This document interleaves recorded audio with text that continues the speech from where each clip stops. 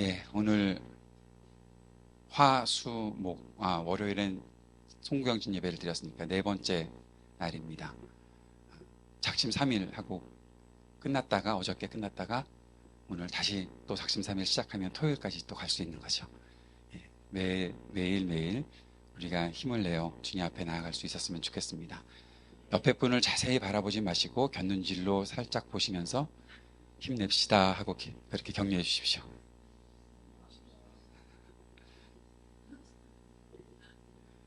새벽에는 서로 얼굴을 쳐다보지 않는 게 예의거든요.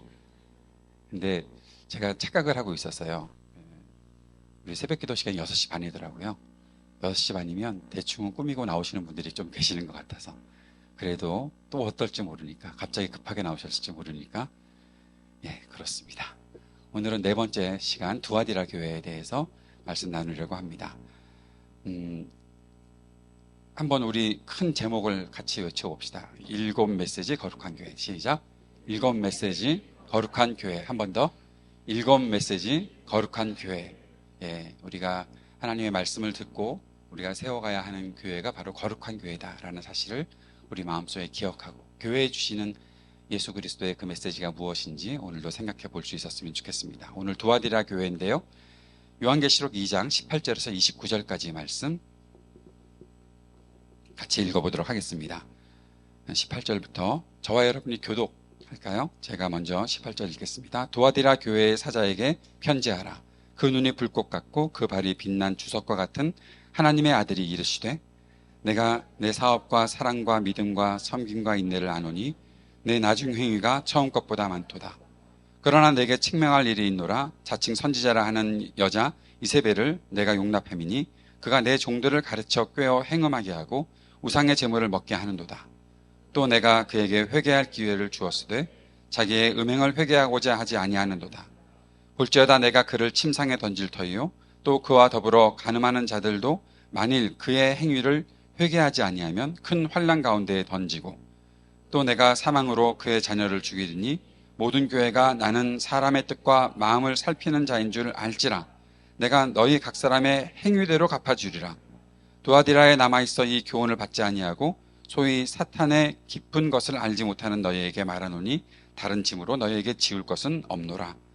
다만 너희에게 있는 것을 내가 올 때까지 굳게 잡으라. 이기는 자와 끝까지 내 일을 지키는 그에게 만국을 다스리는 권세를 주리니 그가 철장을 가지고 그들을 다스려 질그릇을 깨뜨리는 것과 같이 하리라. 나도 내 아버지께 받은 것이 그러하니라. 내가 또 그에게 새벽별을 주리라. 귀 있는 자는 성령이 교회들에게 하시는 말씀을 들을지어다. 아멘. 성경의 거의 모든 말씀이 그렇지만 성경을 우리가 보고 읽을 때마다 꼭 생각해야 되는 것은 그 당시의 상황, 컨텍스트입니다.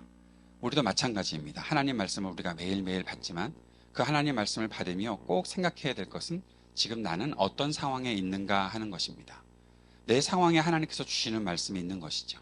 그래서 저는 큐티를 가르칠 때마다 꼭 한 가지 질문을 던지라라는 그러한 요청을 드립니다. 무엇인가 하면 왜 이 말씀을 오늘 이 시간 나에게 주십니까? 그렇게 하시는 하나님의 그 이유는 무엇입니까? 하나님의 의도는 무엇입니까? 어떤 뜻을 가지고 계시기에 오늘 이 말씀을 오늘을 살고 있는 지금을 살고 있는 나에게 이 말씀을 주십니까? 여러분 성경이 하나님께서 나를 사랑하셔서 주는 말씀인 것을 믿으시죠? 그렇다면 하나님께서 아무 말씀이나 주워 먹어라 그런 식으로 던져놓지는 않으시겠죠?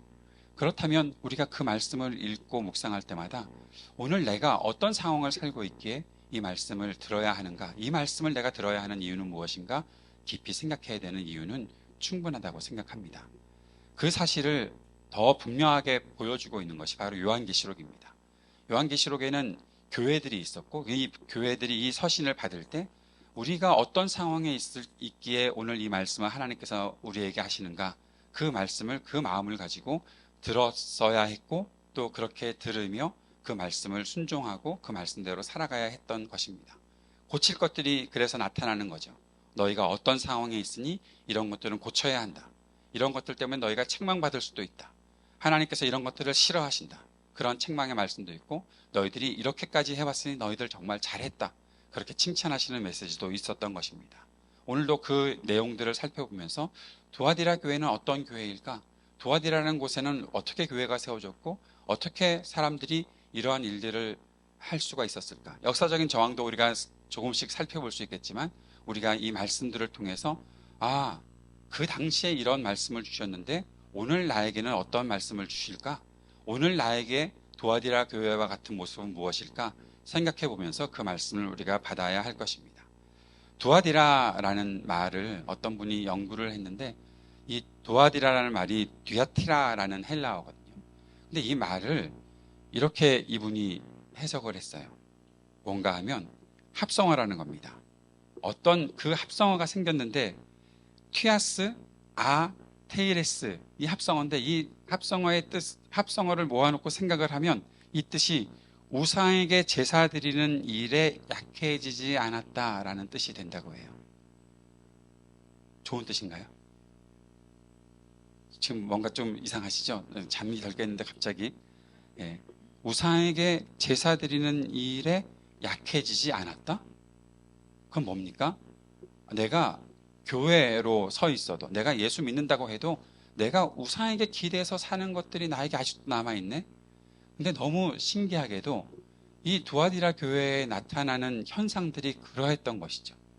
두아디라라는 명칭이 이미 이전에 생겼을 것 같은데 이러한 일들이 있은 이후에 만들어 놓은 것은 아닌 것 같은데 왜 이런 일들이 생겼을까? 오늘 우리가 본문을 읽다 보면 그들이 아직도 우상에게 대한 그 일들을 행하고 있다라는 것들을 보게 됩니다. 한번 우리가 먼저 질문을 던져봅시다.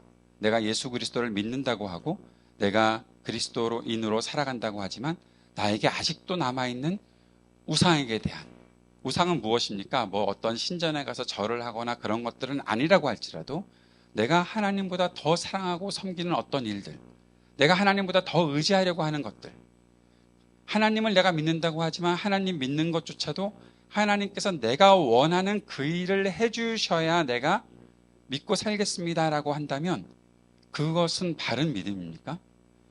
하나님께서 이것을 해주실 것을 믿습니다 하는 것과 하나님께서 내가 필요한 이것을 이루어 주셔야 하나님이십니다라고 하는 것은 뭔가 뉘앙스의 차이가 있는 거죠.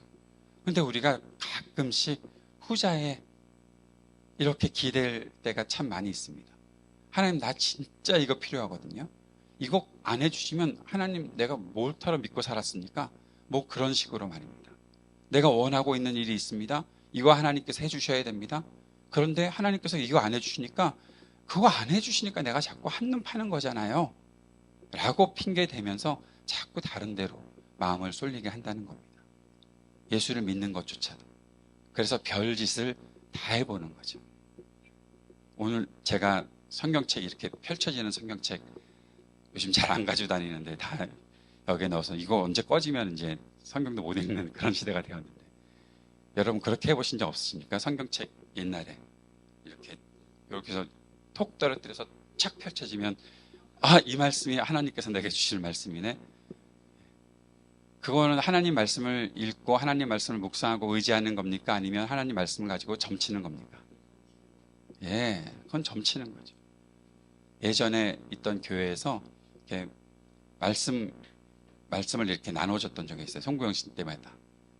그런 거 해보신 적 있으세요? 근데 첫 해는 너무 잘했어요.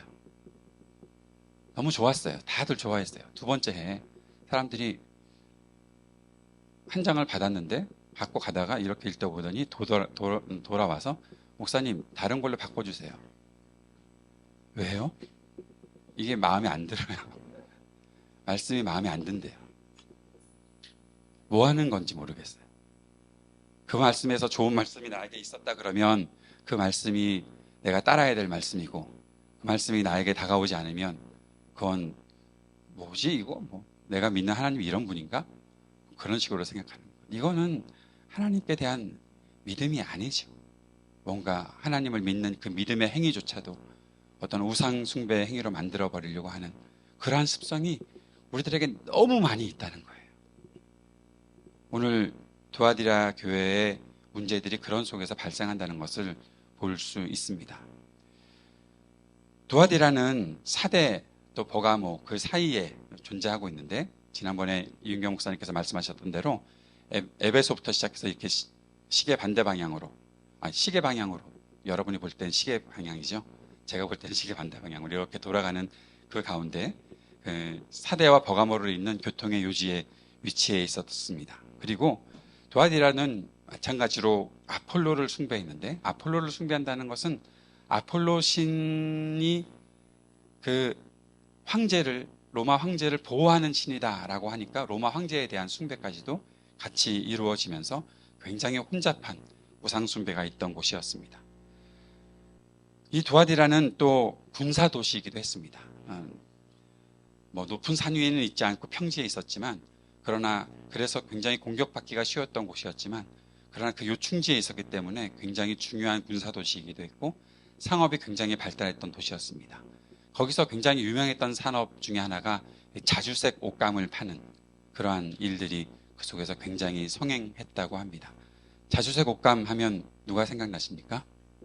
루디아가 생각나시죠? 예, 루디아가 바로 이 두아디라 출신이고, 빌립보에서 바울을 만나 예수를 믿게 된 이후에 두아디라에 교회를 세웠던 사람이 바로 루디아다라는 그러한 전승들이 있습니다.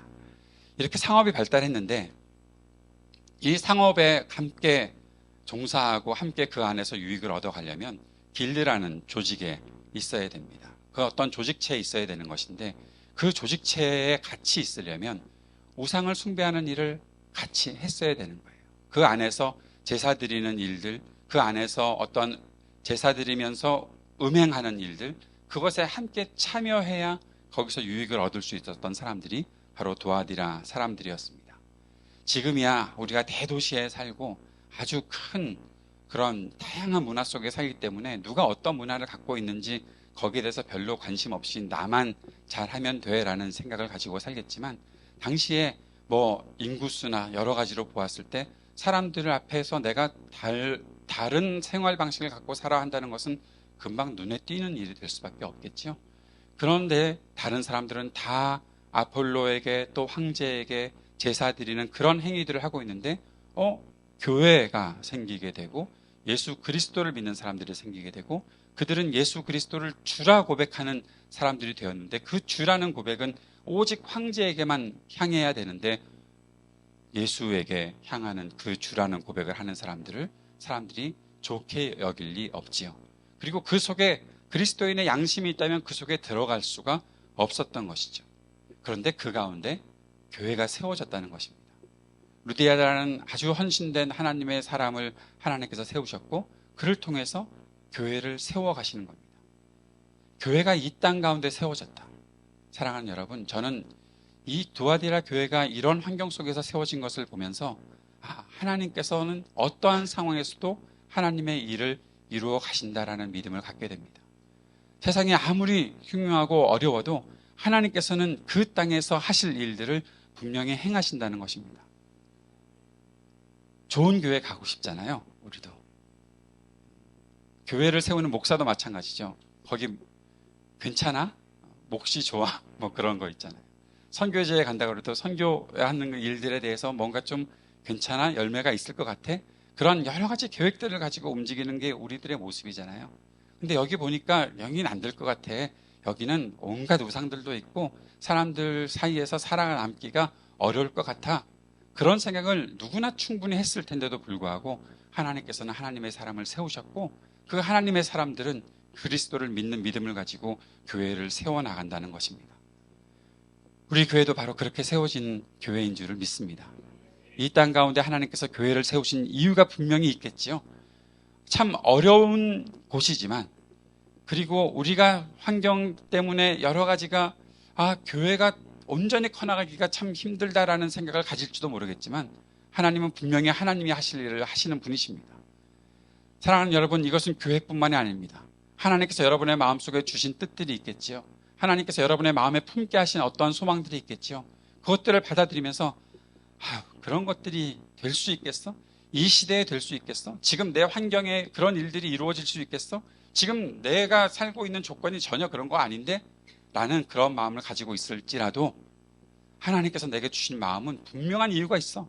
하나님께서 뜻하신 일이 있어. 그 뜻은 하나님께서 이루시겠지. 분명히 하나님께서 하실 것입니다. 그 믿음을 선포하며 오늘도 한 걸음 더 나아갈 수 있는 저와 여러분 될 수 있기를 바랍니다. 말씀을 살펴봅시다. 두아디아 교회의 사자에게 편지하라. 그 눈이 불꽃 같고 그 발이 빛난 주석과 같은 하나님의 아들이 이르시되. 오늘도 예수님이 어떠한 분이신지를 설명하고 있는 구절이 18절에 나타나 있죠. 그 눈이 어떻다고요? 불꽃 같다. 여러분, 불꽃 같은 눈, 그럼 뭐가 생각나십니까?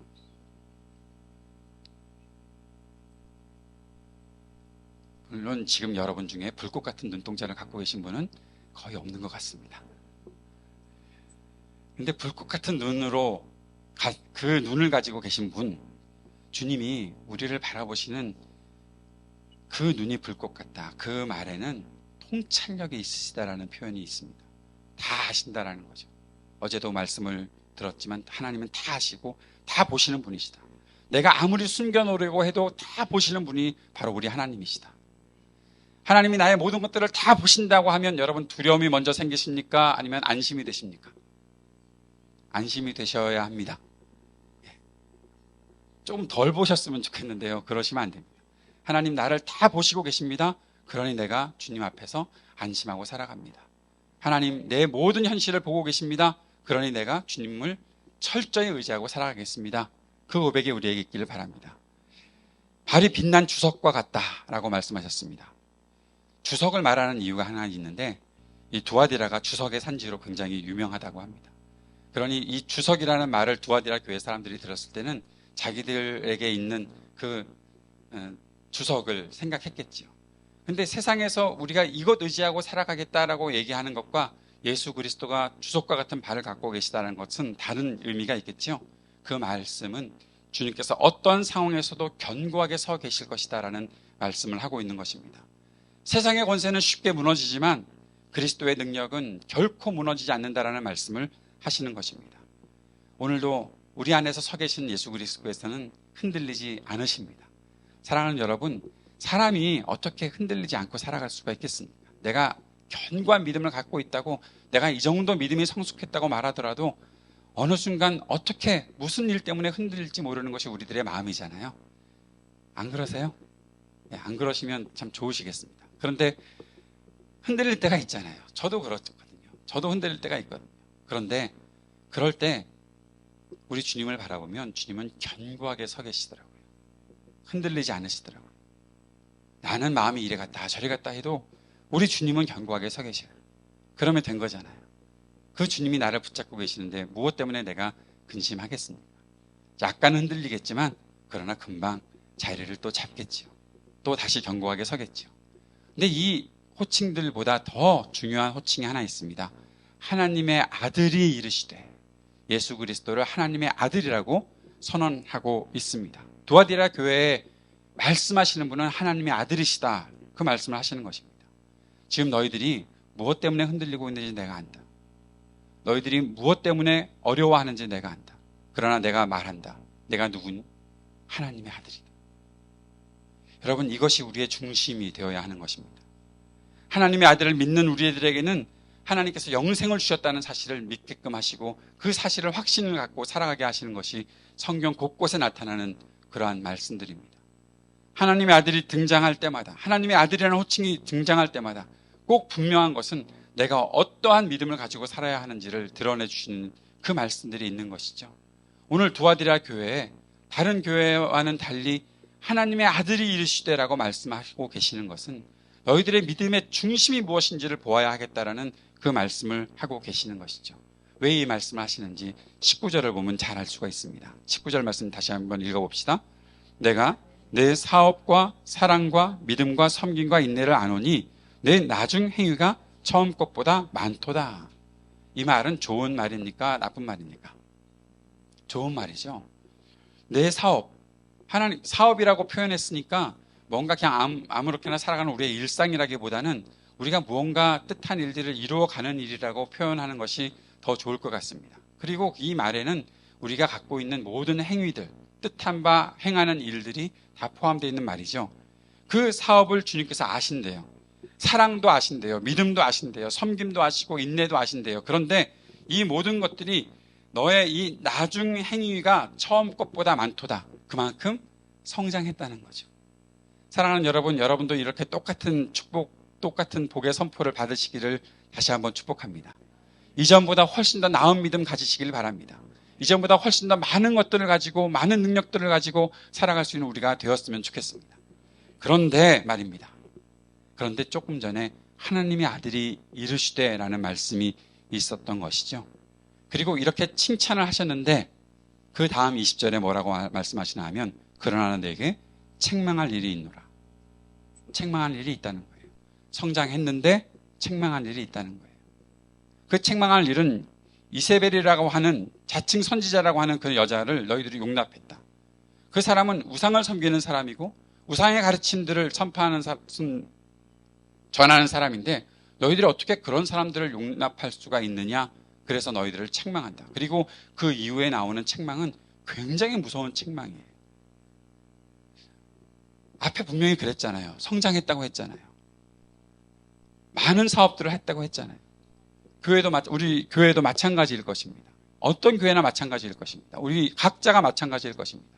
믿음을 갖고 난 이후에 처음에는 정말 별 보잘것 없는 그러한 인생을 살고 그렇게 살아올 수밖에 없었는데 어느 순간부터 조금씩 자라면서 더 많은 일을 하잖아요.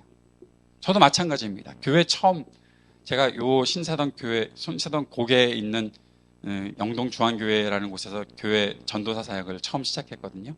할 줄 아는 게 없었어요. 그저 찬양을 인도하는 일. 목사님 뭐 하라고 그러면 멍하니 뭘 해야 되지? 그런 사람이었어요. 근데 어느 순간 제가 교회에서 안 해본 사역이 없어요. 다 했던 것 같아요. 물론 중등부 사역을 하다가 목사님이 하지 마. 그래서 11개월 만에 쫓겨난 적이 있어요. 너는 중학생 애들이 너의 말을 못 알아듣겠대. 그러니까 너는 가서 대학부하고 청년부 해라. 그렇게 말씀하셔서 그렇게 갔던 적이 있어요. 못하는 것도 있죠. 근데 다 해보게 되는 거예요. 나중에는 저의 이 캐패시티가 점점 넓어진 것 같아요. 할 수 있는 것들이. 뭐든지 다 할 수 있겠다라는 생각들을 갖고 있었어요. 그런데 그렇게 살아가고 있는 사람에게 주님께서 책망할 것이 있다라고 말씀하셨어요. 그런데 그 책망이 놀랍게도 우상을 숭배하는 사람을 용납하고 그에게서 뭔가를 받아들였다는 거예요. 왜 이런 일들이 생겼을까요? 잘 생각해 보십시오. 처음에 드렸던 말씀부터 지금까지를 잘 생각해 보십시오. 내가 하나님 앞에 더 충성하며 살 수 있을 것 같아. 내가 조금 더 가지면 더 많은 것들을 할 수 있을 것 같아. 근데 그것을 가지려면 다른 방법도 써봐야 되지 않겠어? 이런 것도 해봐야 되지 않겠어? 그런 마음을 가지고 있다가 결국 비슷하게 이상하게 유사한 것들을 받아들이다 보니 결국 그 속에는 우상숭배들이 있는 거예요. 그러한 사람들을 용납하게 되는 거예요. 아주 정결하게 약간 가난해질지라도 약간 어려워질지라도 좀 불편해질지라도 끝까지 주님을 의지하는 마음을 가지고 살아야 하는데 주님만 의지하고 주님만 나를 다스리셔야 합니다라는 그런 고백을 가지고 살아야 하는데 어느 순간 서서히 무너지기 시작하는 거예요. 내가 하고 싶은 어떤 일들, 내가 이루고 싶은 어떤 욕망들, 그런 일들이 우리 속에 다가오고 그러다 보니까 여러분 아주 틀린 것들이 다가오면 우리가 탁 물리치면 되는데 비슷하게 다가온 것들은 결국 내가 돌이켜야 되는데 돌이켜야 될까 말까? 21절에 내가 그에게 회개할 기회를 주었을 때 자기의 음행을 회개하고자 하지 아니하는도다. 이세벨이 이랬던 사람인데 이세벨과 똑같이 회개 안 하는 거예요. 그냥 그렇게 있는 거예요. 그러니 책망을 받을 수밖에 없는 것이죠. 주님은 그 모든 것들을 아시고 그것들을 바라보시면서 불꽃 같은 눈동자로 그것들을 바라보시면서 모든 것들을 심판하시겠다고 말씀하십니다. 그의 행위에 회개하지 아니하면 큰 환난 가운데 던진다고 말씀하십니다. 너희 각 사람의 행위대로 갚아주겠다라고 말씀하십니다. 하나님은 우리의 마음과 생각을 감찰하시는 분이시죠. 살피시는 분이시죠. 그리고 행위대로 갚으시는 분입니다. 행위야 내가 부족한 게 있지 이런 것들을 주님께서 다 알아주시겠지 여러분 방심하지 마십시오. 오늘 우리가 하고 있는 행위가 어떤 것인지 우리는 분명히 알고 분별할 수 있어야 됩니다. 그 지혜가 우리에게 있기를 바랍니다. 사랑하는 여러분, 수많은 말씀들이 들려오는 시대입니다. 조금만 관심을 갖고 있으면 엄청난 말씀들이 쏟아져 오는 시대입니다. 그때 분별할 수 있어야 합니다. 목자의 음성을 들을 수 있어야 합니다. 아닌 것은 아닌 것이라고 말해야 됩니다. 그냥 넘어가지 마십시오. 그렇게 여러분이 지혜와 분별력을 갖게 하기 위해 교회에는 목회자들이 존재하는 거잖아요. 조금 의심이 되면 물어보셔야 됩니다. 맞는 것입니까? 어떻게 해야 됩니까? 푸른나무 교회 와서 즐거운 것은 질문하시는 분들이 많다는 거예요. 그동안 제가 이렇게 질문 받아본 적 없는 것 같아요. 제가 한 27, 8년 목회를 하고 있는데 거의 30년 가까이 하고 있는데 아마 그동안 받았던 질문 중에 푸른나무 교회 와서 받은 질문이 더 많은 것 같아요. 질문하시는 성도들 되십시오. 그래서 분별하는 성도들이 되십시오. 그래야 합니다. 그렇지 않으면 흔들릴 수밖에 없습니다. 그런데 그렇게 어려운 상황에서도 참 복된 사람들이 있습니다. 24절 말씀에 보니까 두아디라에 남아있어 이 교훈을 받지 아니하고, 이 교훈이라는 것은 이세벨이 가르쳤던 교훈을 말하는 겁니다. 오해하시면 안 됩니다. 이세벨이 가르쳤던 그 교훈을 받지 아니하고 소위 사탄의 깊은 것을 알지 못하는, 사탄의 깊은 것 우리가 알아야 될 필요가, 여러분 그거 알 시간이 없어요. 우리는 주님의 깊은 것을 알아가야지. 그런데 이 사탄의 깊은 것을 알지 못하는 너희에게 말하노니, 남아있어서 그 알지 못하는 너희에게 말하노니 다른 짐으로 너희에게 지울 것은 없노라. 하나님께서 그렇게 남아있는 자들, 끝까지 주님만 의지하는 자들에게 다른 짐 지게 하지 않으시겠대요. 그것은 무슨 뜻일까요? 이 상업에 성행했던 곳에서 길드에 소속하지 않으면 큰 손해를 볼 수밖에 없는 사람들에게 그러한 손해와 그러한 불이익을 당하지 않도록 하시겠다고 말씀하시는 주님의 약속의 말씀이 아닌가 생각합니다. 주님은 그 남아있는 자들을 보호하시는 분이시죠. 우리 안에 그렇게 역사하실 주님이 계시다는 것, 그것이 우리에게 놀라운 복임을 믿으시기를 바랍니다. 주님께서 우리에게 우리가 지키고 있는 이 믿음을 끝까지 잘 지켜갈 수 있도록 하시고, 그 지켜가는 믿음 속에서 큰 복을 내리실 것을 믿습니다. 25절 말씀에 무엇이라고 말씀하십니까? 다른 짐은 지우지 않겠지만 다만 너에게 있는 것을 내가 올 때까지 굳게 잡으라.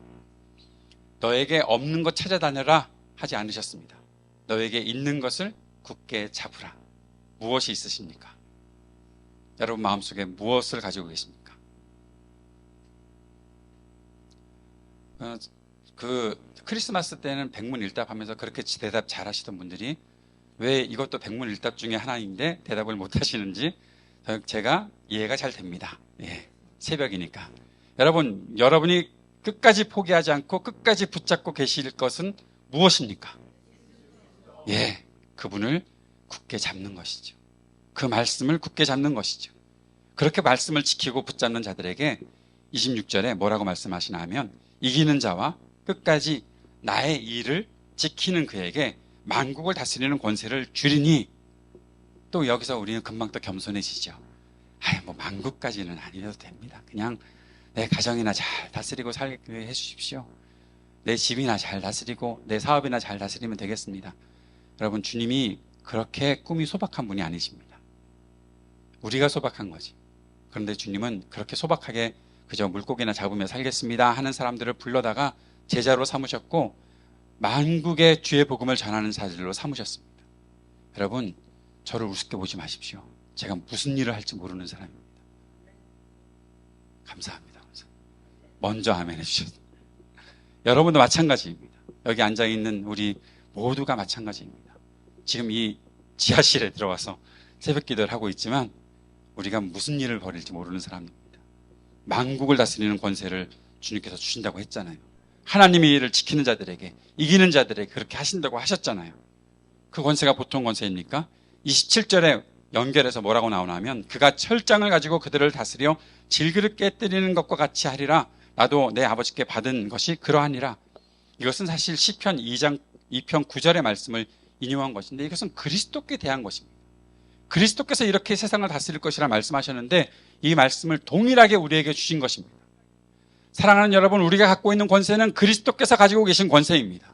그리스도께서 우리에게 주신 권세, 그것은 그리스도께서 내게 조금 남는 게 있는데 너 이것도 가져봐, 그렇게 주신 것이 아니라 나의 모든 것을 너에게 줄 거야. 그러니 너가 이 권세를 가지고 살아야 하는 거야. 그 말씀을 하시는 거예요. 너 왜 이세벨이라는 사람들에게 그렇게 현혹되고 그렇게 따라다녔니? 그거 아니야. 그것은 내가 분명히 심판할 거야. 하나님께서 나에게 주신 그 능력으로 너희를 구원했던 것처럼 너희들도 이 능력을 그대로 가지고 이 권세를 그대로 가지고 이 땅을 다스리며 살아갈 거야. 주님께서 선포하시는 겁니다. 두아디라 교회뿐만 아니라 우리 푸른나무 교회에게 그렇게 선포하시는 것입니다. 28절에 내가 또 그에게 새벽별을 주리라. 저는 별이라는 말씀만 나타나면 이 별이 그냥 나를 반짝반짝하게 하는, 뭔가 나를 스타되게 하는, 스타가 되고 싶니? 뭐 그런 옛날 그거 아니라고 생각해요. 그 스타는 뭐겠어요? 다니엘 12장 3절에 만민을 하나님께로 돌아오게 하는 그 별과 같이 빛나는 사람, 그 별이 아니겠어요? 우리가 별같이 빛나서 뭐 하겠어요? 우리가 새벽별이 되어서 무엇 하겠어요? 수많은 사람들을 주님께로 이끌어가는 사람들이 되어야 하는 것이죠. 우리가 그렇게 살아갈 줄을 믿습니다. 귀 있는 자는 성령이 교회들에게 하시는 말씀을 들을지어다. 여러분의 귀가 열려 있으면 이 놀라운 복의 축복의 말씀을, 그리고 하나님의 분명한 살아계신 하나님의 말씀을 들으시길 바랍니다. 우리가 그 말씀 듣고 살아가면서 어떠한 상황에도 우리 교회를 세우시고 인도하신 하나님, 우리가 끝까지 믿음의 본질을 붙잡고 살아가겠습니다. 우리가 변질될 수 있다는 사실을 인정하고 겸손히 주님 앞에 다시 한번 통회하며 회개하며 주님을 붙잡겠습니다. 분별할 수 있는 지혜 주십시오. 우리들에게 베풀어 주시고 맡겨주신 것이 무엇인지 기억하며 살게 해주십시오. 그 믿음을 가지고 살아가는, 오늘 하루를 살아가는 저와 여러분 될 수 있기를 바랍니다.